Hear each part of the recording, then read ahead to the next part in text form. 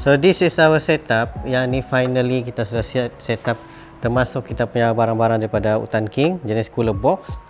Lepas tu kita ada tempat yang kerusi santai yang tebal ni, sedap untuk duduk, dan kita ada troli untuk bawa pergi mana-mana saja di troli.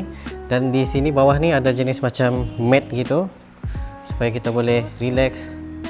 Seterusnya ini adalah kemah yang jenis triple room. Triple room ni kalau korang extend lagi, dia boleh extend lagi di atas sini, dan juga di sini boleh buka, dan bahagian belakang untuk camping.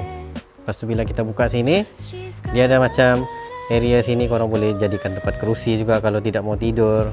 Kalau berkelah sesuai lah untuk buka open gini. So dia ada kawasan tertutup dan terbuka. Sambil tu korang boleh makan di dalam juga ataupun makan di luar. Kalau panas boleh makan di dalam, kalau sejuk makan saja di luar. Dan banyak tali dia sediakan, korang boleh sangkut tali itu, termasuk juga bahagian depan ni.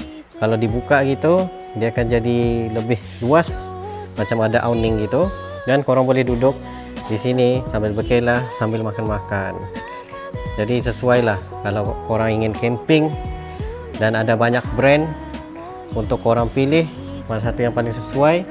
Contoh macam ini adalah daripada jenama-jenama Velo Camping, Hutan King, lepas tu Magic Pocket, dan banyak lagi lah sebenarnya camping punya brand ni yang korang boleh purchase dengan harga yang terendah. Sebab ini pun camping mat ni harga RM50.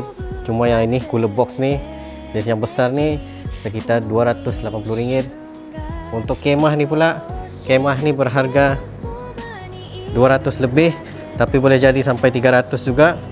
Tengok jenis yang korang ambil. Macam yang aku ambil ni adalah jenis yang besar.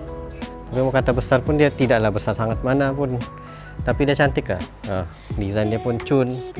So sesuai lah untuk orang yang jenis yang mencari tempat camping. Jadi untuk pembelian korang boleh pergi di sini untuk sebarang produk camping.